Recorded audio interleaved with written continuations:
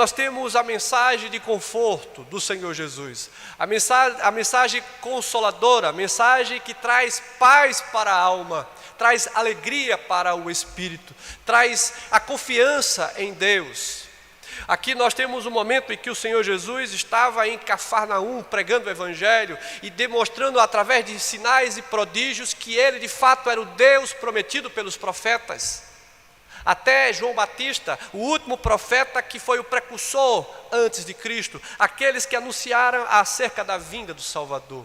E a despeito do Senhor Jesus tendo feito tantos milagres, essa cidade não se convertera, essa cidade não crera no Senhor.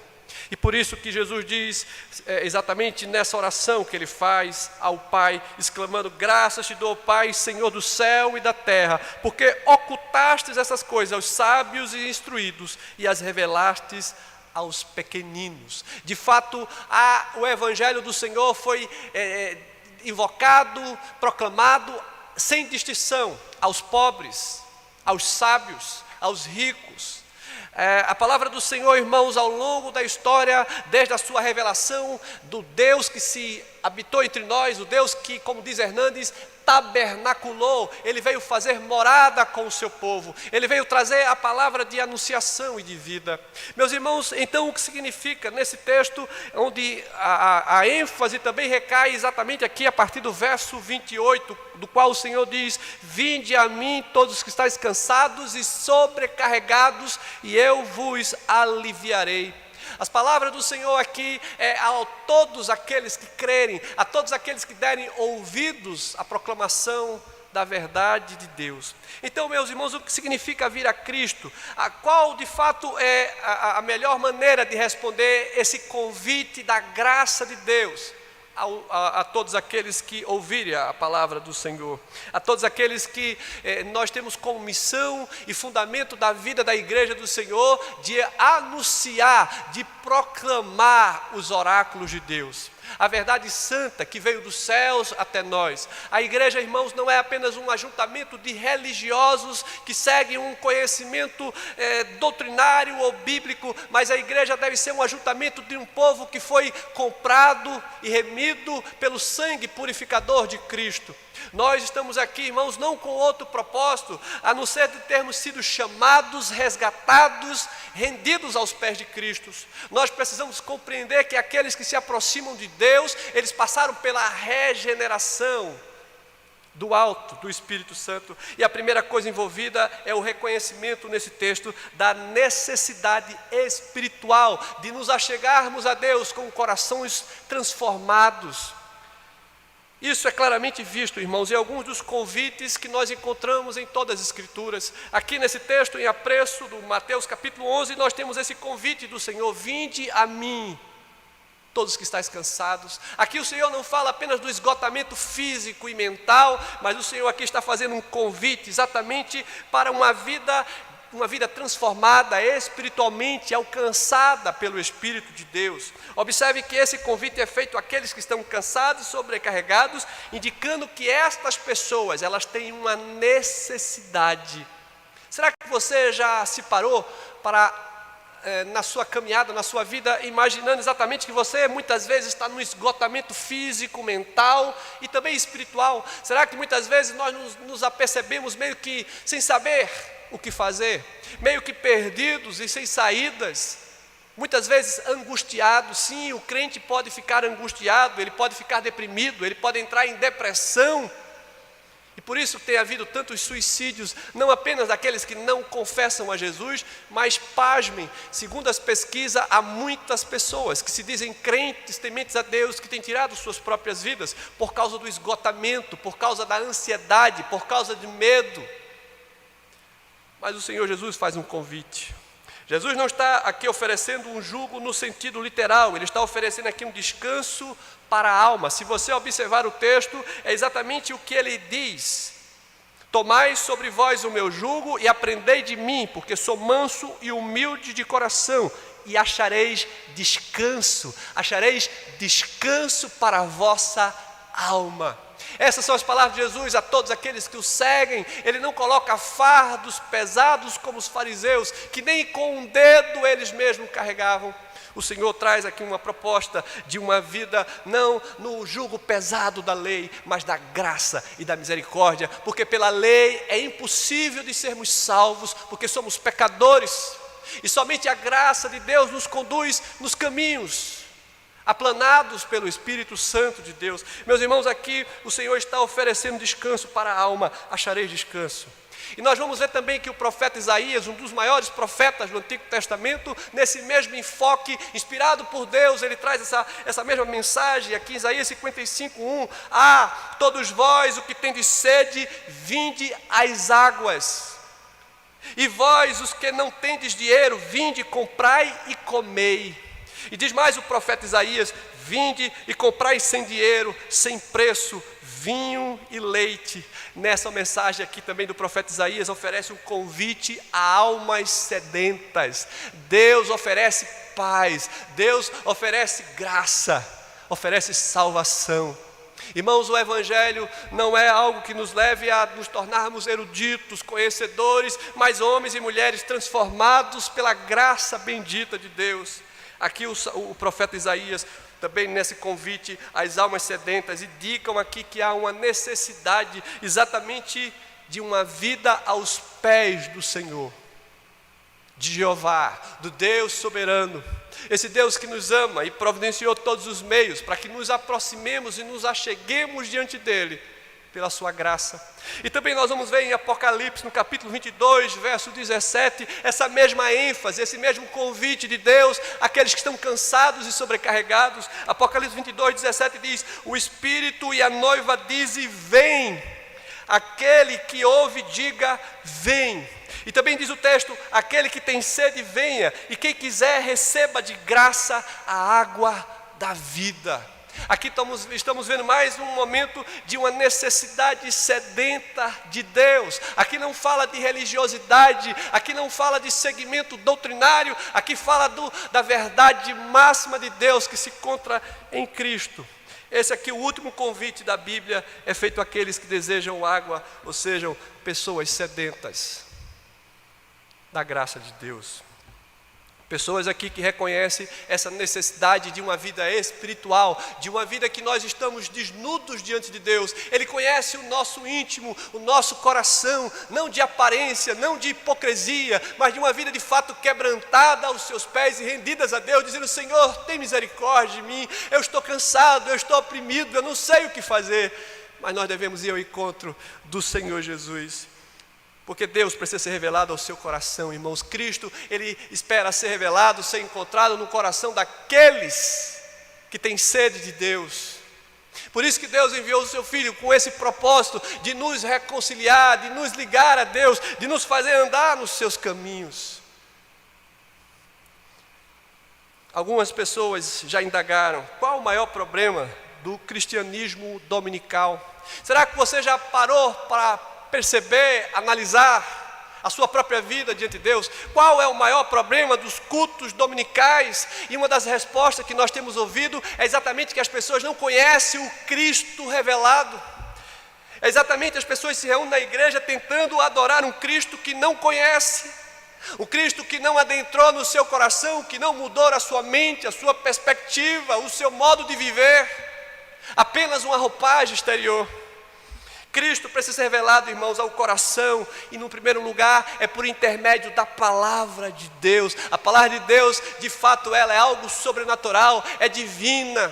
A palavra de Deus, irmãos, ela tem poder do alto para transformar vidas e corações. Nós precisamos estar na casa do Senhor, na companhia dos santos, com corações abertos a ouvir a voz do Senhor, a suplicar a Deus por perdão, a pedir ajuda ao Espírito Santo para que possamos ser relevantes, verdadeiros e autênticos filhos de Deus.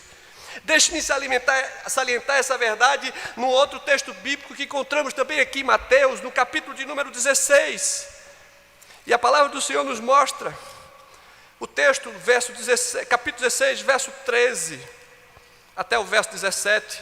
Observe esse outro texto, a confissão de Pedro, e diz o texto: indo Jesus para os lados de Cesareia de Filipe, perguntou a seus discípulos: quem diz o povo ser o Filho do Homem? E eles responderam, uns dizem João Batista, outros Elias e outros Jeremias ou algum dos profetas. Mas vós, continuou ele, quem dizeis que eu sou? E respondendo Simão, Pedro disse, tu és o Cristo, o Filho do Deus vivo. E Jesus lhe afirmou, bem-aventurado és, Simão Bajonas, porque não foi carne e sangue que te revelaram, mas meu Pai que está nos céus. Quem revelou a Cristo ao seu coração? Que Cristo nós temos seguido e crido. Aqui Jesus, você tem oferecido a sua vida e se quebrantado aos seus pés. Cristo teve de ser revelado de maneira sobrenatural e divina a Pedro, aquele que andava com ele, aquele que servia com ele. Então, irmãos, aqui temos uma segunda coisa presente no vir a Cristo, quando ele diz, vinde a mim. E é exatamente que esse Cristo que você tem proclamado, anunciado, ele precisa ser revelado primeiramente pela palavra e depois pelo seu divino Espírito, confirmando em seu coração que você é discípulo de Cristo, que você crê no Senhor, que você de fato reconhece em sua vida. Ele precisa ser revelado, irmãos, pelo Espírito Santo, porque o cristianismo, irmãos, é uma religião sobrenatural. Ela veio do alto. Deus enviou os seus profetas, Deus nos entregou a sua lei, Deus enviou o seu próprio Filho. Esse evangelho que já perdura há séculos, há milênios, ele nunca ficou ultrapassado, estagnado. Essa palavra de Deus se renova a cada manhã. Essa palavra é a mesma que traz vida, que liberta encarcerados. É essa palavra que conduz ao céu e não há outro caminho que nos possa levar a Deus. Não são os templos, não são as doutrinas, não são os catecismos, mas é Cristo Jesus, porque todos esses apontam para o Senhor, porque as Escrituras é a verdade máxima de Deus, é a revelação do Senhor para o coração. O cristianismo, irmãos, de fato é sobrenatural, é algo que vem dos céus. E ainda há uma terceira coisa envolvida no vir a Cristo, vinde a mim.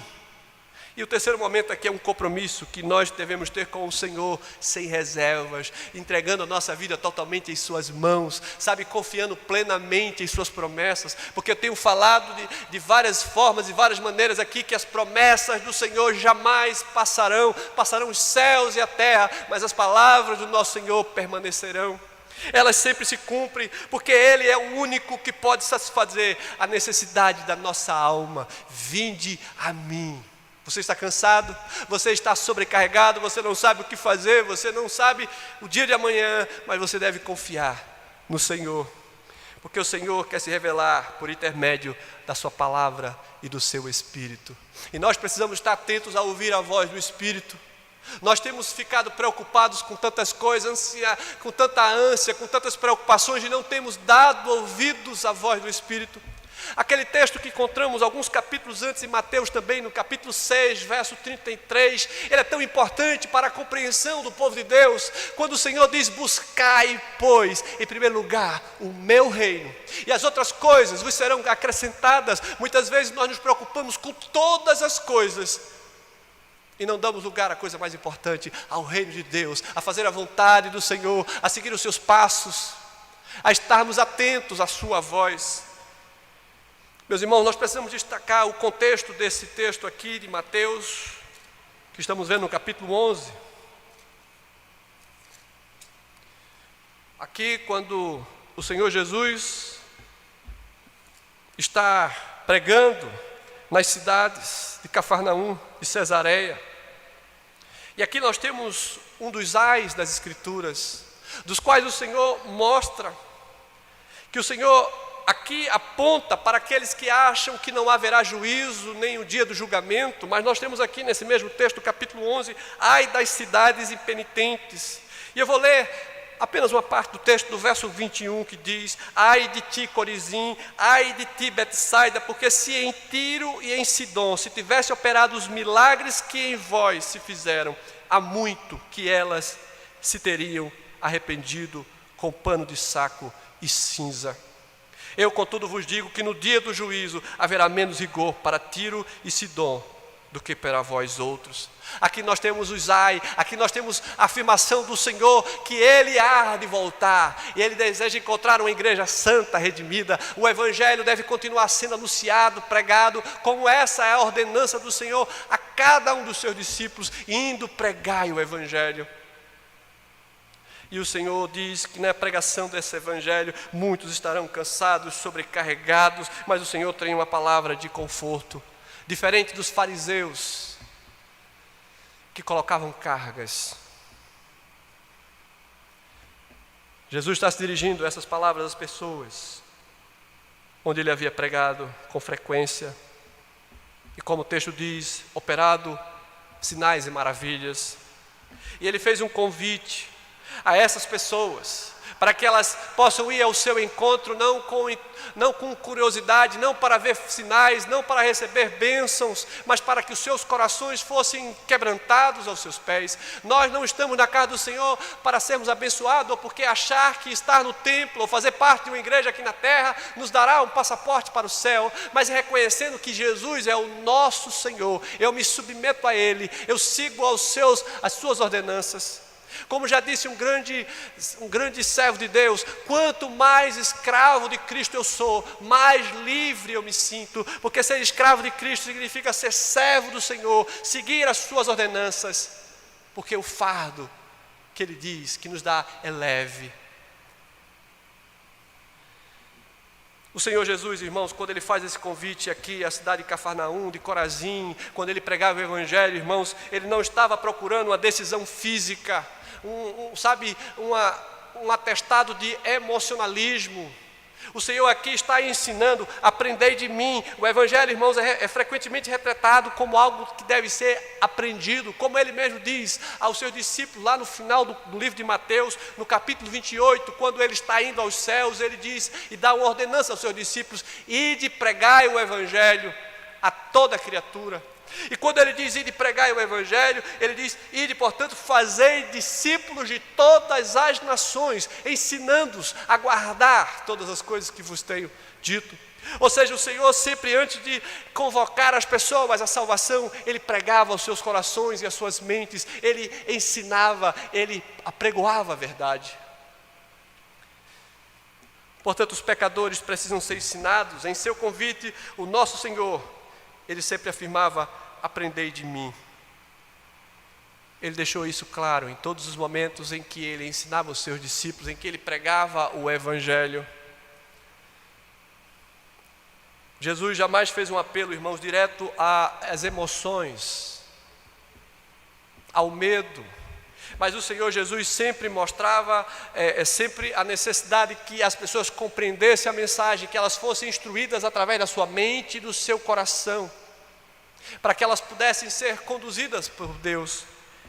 Antes de qualquer outra coisa, irmãos, antes de um apelo direto, nós precisamos fazer a exposição da verdade, pregar o Evangelho com fidelidade, para que alcance mente e corações. Meus irmãos, eu quero exatamente compartilhar algumas verdades sobre esse texto que estamos aqui. Vinde a mim, especialmente aqui a partir do verso 28. Vinde a mim e tomai sobre vós o meu jugo. Em primeiro lugar, irmãos, eu quero dizer para os irmãos que o Senhor nos convida a ir ao seu encontro, a seguir os seus passos, a nos tornar verdadeiramente seus discípulos, seus seguidores, seus filhos amados, aqueles que de fato não apenas ouvem, mas seguem, obedecem, porque os simples ouvintes não são justos, mas os praticantes. Exatamente isso, vinde a mim todos estáis cansados. Jesus usa as palavras cansados e sobrecarregados para expressar não simplesmente aqui um cansaço físico. Ele não está falando apenas disso, um cansaço físico, mental, mas sobretudo um cansaço espiritual, da caminhada da fé. Quantos não têm perdido a fé? A Bíblia diz que nos últimos dias muitos apostatarão da fé, muitos negarão crer no Senhor. Muitos têm já se desviado, muitos têm se tornado desigrejados, achando que não há necessidade de um agrupamento, porque Deus nunca criou uma igreja, e aí o diabo começa a trazer mentiras e enganos. E eu não preciso de ajuntamento, eu posso adorar a Deus em qualquer lugar. Mas quando a gente olha para o registro do livro de Atos dos Apóstolos, os irmãos perseveravam na doutrina, no partir do pão, na comunhão, em cada alma havia temor. Eles perseveravam na doutrina dos apóstolos. A doutrina apostólica é a doutrina de Cristo. A doutrina de Cristo é a palavra de Deus ensinada aos seus discípulos. Mas nós temos visto nesses dias, a pandemia atual revela que a maquiagem desse mundo corrompido se dissolve exatamente e facilmente. Nós temos visto que o poder desse mundo, irmãos, está se dissolvendo. Nós temos visto que nem a ciência, nem os poderosos, nem os eruditos, nada eles têm a nos trazer de alento, a não ser a Jesus Cristo. Ele é o único caminho. Um abismo invoca outro abismo, e a possibilidade do caos faz estremecer o coração, que se apoia nessas estruturas ilusórias desse mundo que nos cerca. A nossa confiança não está estabelecida, sabe, irmãos, nas coisas desse mundo, mas sempre se deu na palavra do Senhor e nas suas promessas. E é exatamente isso. Se o empoderado vírus tem desestabilizado este mundo que nos cerca. Veja que essa pandemia é mundial e essa não é a primeira, já aconteceram outras. Mas isso faz parte dos sinais, nós temos ouvido isso. Esses sinais significa que esse mundo, ele não está tão firme em suas colunas. Que esse mundo, ele não tem o seu sustentáculo em si mesmo. Que haverá um dia em que todas as coisas serão consumadas. Os sábios desse século, os poderosos, eles nada podem fazer. E a grande pergunta é a mesma apresentada em todos os momentos tenebrosos da história da humanidade: como escaparemos nós? Como haverá esperança para a humanidade, para o povo de Deus? E a resposta sempre foi essa, afirmada nas Escrituras. Irmãos, esse é o momento que a doce e suave voz do Supremo Pastor se manifesta, ecoando por toda a terra. Exatamente essa verdade: vinde a mim todos estáis cansados, sobrecarregados, eu vos aliviarei. Ele é o socorro presente. Lembra do Salmo 46, exatamente que diz: Deus é o nosso refúgio e fortaleza. Deus é o nosso socorro bem presente, diz o salmista, nas tribulações. Aonde está a sua segurança? No seu dinheiro, nos seus diplomas, nos seus amigos, nos poderosos da terra? A nossa segurança sempre esteve no Senhor, que fez os céus e a terra. O convite do Senhor aqui, vinde a mim, é um convite para a vida eterna, abundante e independente das instabilidades desse mundo que nós vivemos. Porque nós confiamos no Deus soberano, como diz Davi no Salmo 139, o Deus que estabeleceu todas as colunas dessa terra, o Deus que sabe todas as coisas e que nada foge do seu domínio. É tempo de reconhecer, irmãos, a nossa própria impotência e fragilidade. Os homens têm mais uma oportunidade de admitir que precisamos de Deus, da sua graça e da sua misericórdia. Essa foi a mensagem do profeta Joel, anunciando ao povo, o povo que tinha virado as costas, o povo que tinha esquecido de Deus. Assim como a igreja de Laodiceia que vimos domingo passado, uma igreja que se achava rica, uma igreja que se achava culta, uma igreja que se achava próspera e fazia uma ligação que essa riqueza era uma bênção da parte de Deus, mas o Senhor disse que aquela igreja era pobre, miserável, estava nua diante dos seus olhos. Era uma igreja corrompida com as coisas desse mundo. Nós temos vivido, irmãos, tempos difíceis, onde cada vez mais o ser humano tem levado fardos pesados de suas preocupações. Quantos aqui não têm preocupações quando chega o final do mês de pagar as contas, o dinheiro cada vez mais curto e tanta coisa para fazer, e tanta coisa planejada e nós não conseguimos, e pessoas vivem preocupadas e, sabe, entristecidas com essas coisas que são efêmeras, com as lutas do cotidiano. Parece que tudo que fazemos não é suficiente para produzir a paz de espírito que tanto procuramos. Nós jamais vamos encontrar a paz nesse mundo, jamais encontraremos a felicidade plena nesse mundo, jamais conseguiremos as coisas que tanto almejamos nessa terra, mas o nosso alvo deve estar nos céus, na esperança do Rei da Glória, como diz o salmista no Salmo 24. Quem é o Rei da Glória? O Senhor dos Exércitos, o Senhor forte e poderoso. Ele é o Rei da Glória. É somente nos céus, irmãos, na nova terra, que eu e você teremos plena felicidade. Enquanto aqui vivermos, essa igreja militante é uma igreja que deve estar de joelhos, é uma igreja que deve estar prostrada diante do Senhor, é uma igreja que deve confiar sempre em Deus. Porque na nossa vida aqui nós sempre nos teremos fadigados e parece que o sofrimento aqui não tem fim. Não significa aqui, irmãos, que eu estou fazendo uma apologia de que os crentes são pessoas tristes e abatidas. Não, eu estou dizendo que a igreja do Senhor, ela poderá passar por dificuldades e lutas, mas a esperança dela não se resume a esses dias. Ela confia em Deus, ela permanece em pé, firmada, confiada, feliz e alegre, como disse Paulo. Alegrei-me no Senhor, a minha alegria está em Cristo. A nossa paz está no Senhor. Ele mesmo diz: eu vos dou a minha paz que o mundo não pode dar. Muitas pessoas têm buscado um descanso. Talvez estou tão estressado, tão cansado de tantas coisas, eu vou tirar uma semana, vou para uma casa de praia, eu vou fazer uma viagem, ver lugares bonitos e exóticos, eu preciso de um descanso para trazer alento ao meu coração. Muitas pessoas pensam que ir para algum lugar pode trazer alento para as suas vidas, mas não importa onde estejamos, os nossos pensamentos e nossas emoções permanecerão cativos às nossas preocupações. Nós precisamos lançar o nosso fardo sobre o Senhor. Ele diz: vinde a mim, todos que estáis cansados. E as pessoas têm buscado viagens e lugares, como se isso trouxesse paz ao seu coração. Mas é só em Cristo que nós teremos a paz plena. É só obedecendo a sua palavra, andando nos seus caminhos, sabe, se prostrando aos seus pés, dizendo: Pai, tem misericórdia de mim, me ajuda, me concede a tua paz, me dá discernimento, sabedoria. Se não mudarmos a direção de nossa vida, irmãos, nós viveremos sempre cativos às nossas preocupações, aos nossos problemas, aos nossos anseios. O texto não está falando de um descanso físico, material, humano, natural, mas está falando de um descanso espiritual. Trarei descanso às vossas almas, diz o Senhor. Achareis descanso para a vossa alma. Isso trata-se, irmão, de um processo. O Senhor diz: vinde a mim. Ele diz: tomai sobre vós e aprendei de mim.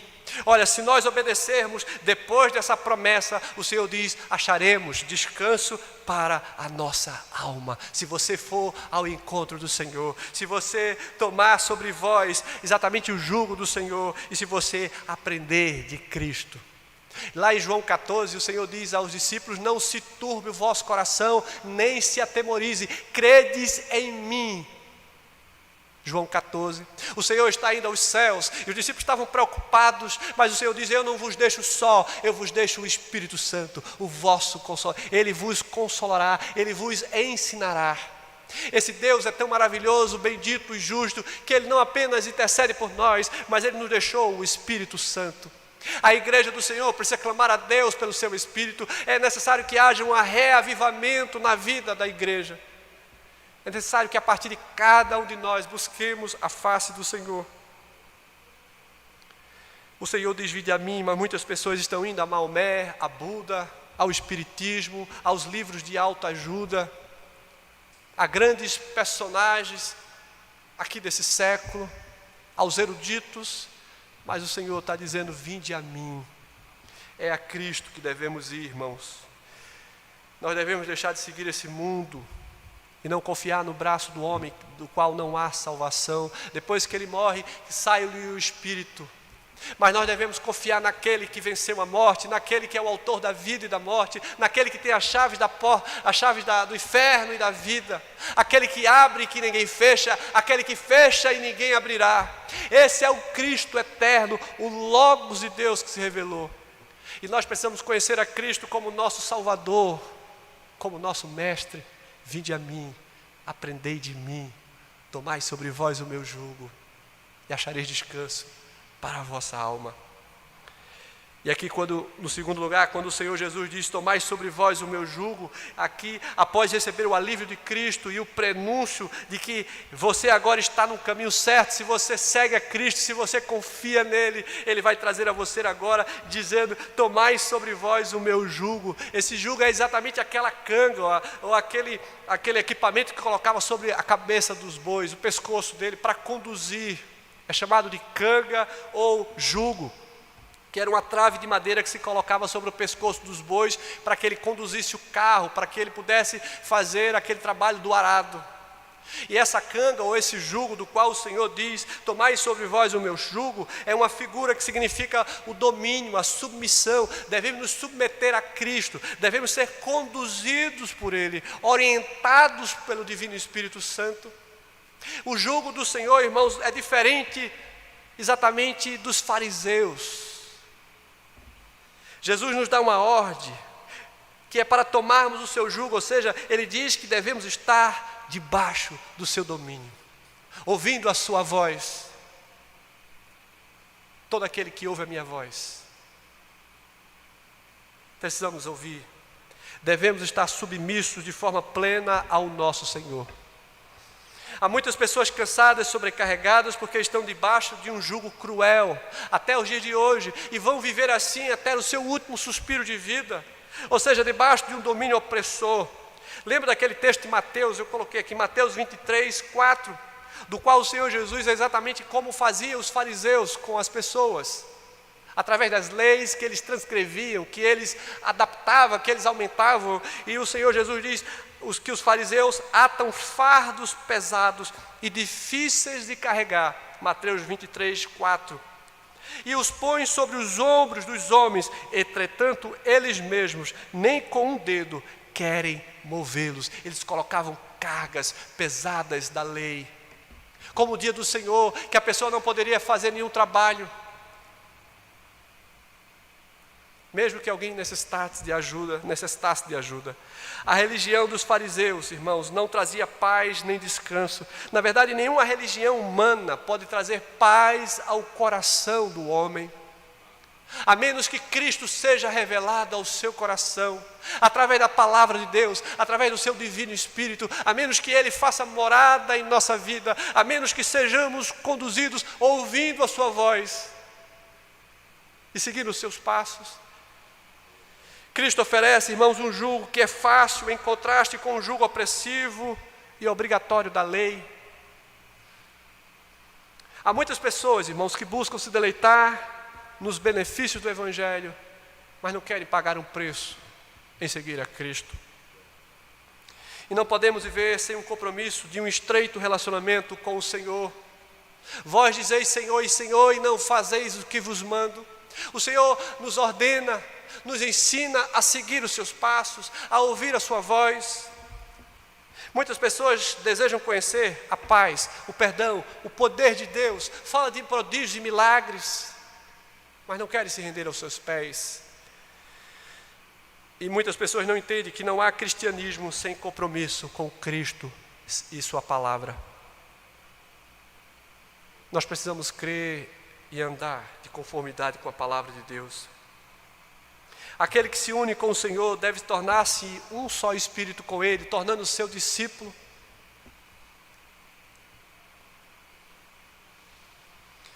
Tomar o jugo de Cristo, irmãos, é exatamente isso, submeter-se a Cristo, vir a Jesus, tomar sobre nós o jugo. É algo que acontece no ato da regeneração, quando cremos no Senhor, quando nossa vida foi despertada por Deus, quando Ele tem nos conduzido em Sua palavra, e nós sabemos que a nossa natureza é má, é pecaminosa, e haverá sempre uma luta entre as obras da carne e o fruto do Espírito, do qual o apóstolo Paulo aponta lá em Gálatas, dizendo que o fruto do Espírito é amor, é paz, é longanimidade, é comunhão, é mansidão, é domínio próprio. Contra essas coisas não há lei.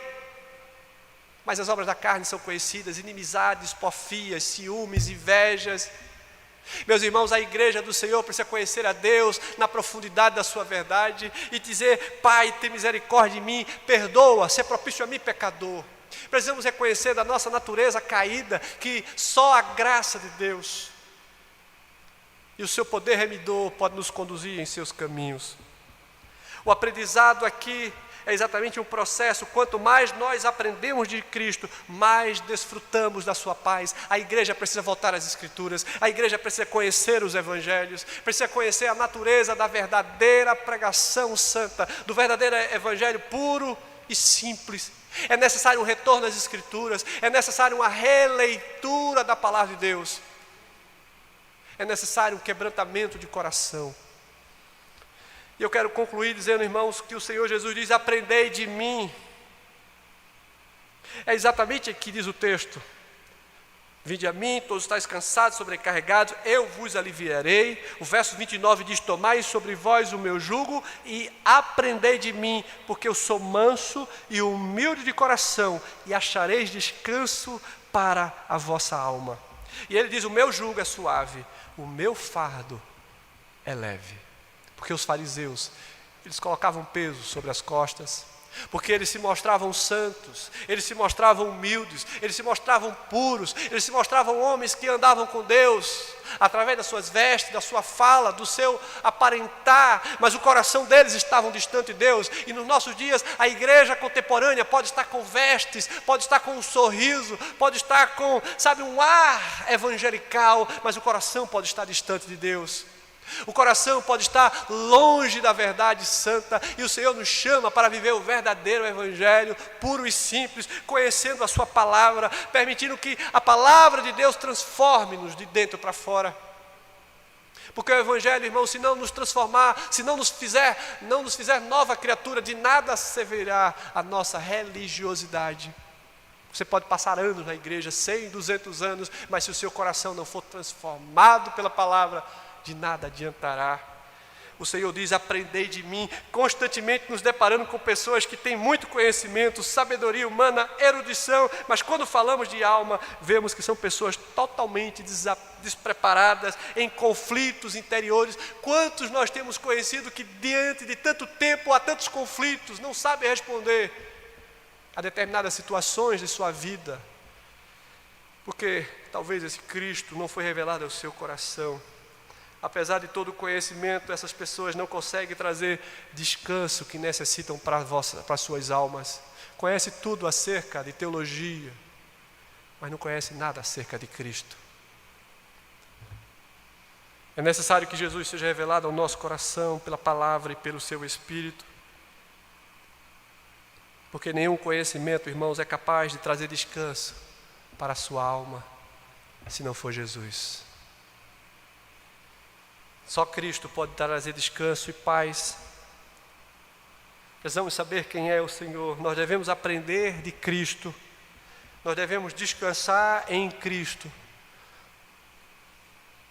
Nós devemos seguir os seus passos. Sabe, irmãos, é interessante que toda a lei e os profetas se resumem exatamente no cumprimento da obediência ao Senhor, dos seus mandamentos. Precisamos conhecer a palavra e pedir: Senhor, tem misericórdia, porque eu sou tão pecador, eu estou tão distante dessa verdade. Quem haverá de ser salvo diante de tal condição? E por isso que eu preciso me quebrantar diante do Senhor. Quanto mais, irmãos, nós aprendemos de Cristo, mais poderemos descansar nele.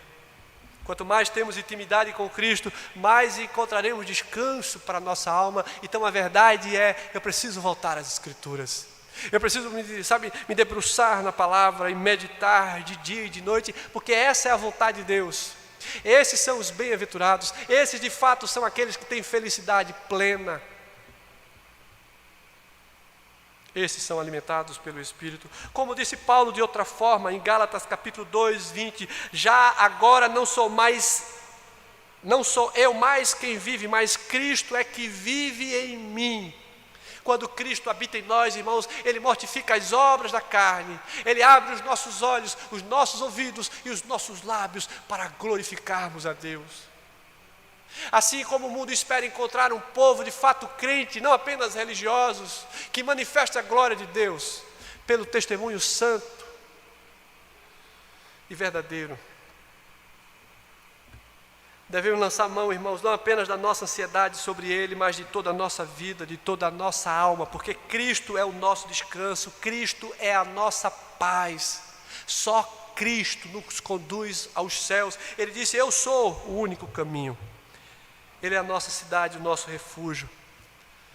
Precisamos colocar e depositar a nossa fé. É interessante perceber que todos os homens que vocês já leram, tantos livros ilustres, tantos pensadores, dos reformadores, dos eruditos, santos de Deus, eles apontam apenas um caminho, apontam apenas para uma pessoa, e é Jesus Cristo. Ele é o cabeça da igreja, Ele é o Senhor da igreja, Ele é o supremo pastor da igreja, que nunca nos falta, que está conosco todos os dias, que nos conduz ainda que andemos pelo vale da sombra da morte. Nós precisamos nos render aos seus pés, confiar nele. Achareis descanso para a vossa alma. Nós temos descanso em Deus, tão somente por intermédio de Cristo Jesus. Ele é a nossa paz. O que é que você acha, irmãos, ao longo da sua caminhada? Será que você tem compreendido essa mensagem? Será que você tem compartilhado essa verdade? Porque nenhum discípulo de Jesus, Charles Spurgeon, ele sempre foi muito direto em suas afirmações, muito contundente.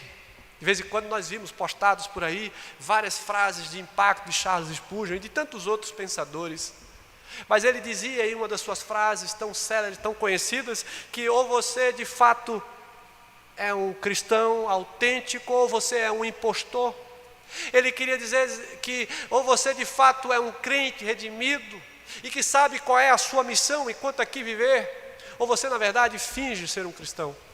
Ele está dizendo que nós precisamos de fato crer no Senhor e andar com o Senhor, anunciar o Evangelho. Não é possível que um crente não abra os seus lábios para falar de Cristo.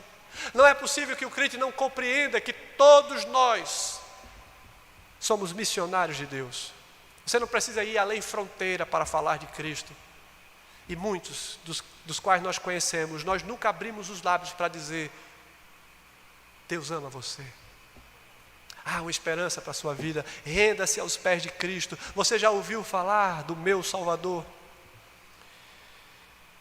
Você tem uma missão, irmãos, indo pregar o Evangelho, dizer às pessoas que ainda não conhecem a Cristo, transmitir as palavras do Senhor: vinde a mim todos estáis cansados e sobrecarregados, e eu vos aliviarei. Porque o meu jugo é suave e o meu fardo é leve. Meus irmãos, de fato nós precisamos nos render a Cristo, viver o Evangelho, pregando o Evangelho. Que Deus nos ajude, irmãos, a compreender que Ele nos chama para uma missão. E a missão nossa aqui é que enquanto vivermos, não devemos nos silenciar diante dessa tamanha verdade. Cristo é o único caminho. Cristo é a nossa única esperança.